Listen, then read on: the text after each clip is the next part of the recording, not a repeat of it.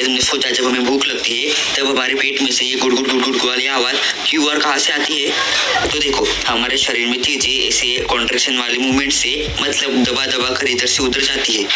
अब ये आवाज़ हमारे पेट और इंटेस्टाइन के हिलने डुलने से आती है और ये 24 घंटे आती रहती है। जब हमारे पेट में खाना होता है तो ये आवाज़ अंदर ही पेट में दब जाती है, बाहर हमारे कानों तक सुनाई नहीं देती। पर जब हमारे पेट खाली होता है तो ये आवाज़ को रोकने वाला कोई नहीं होता, इसलिए ये आवाज़ हमारे कानों तक सुनाई देती है। पर ये सेम आवाज़ हमारे पेट के अलावा और एक जगह से आती है। कमेंट में बताओ।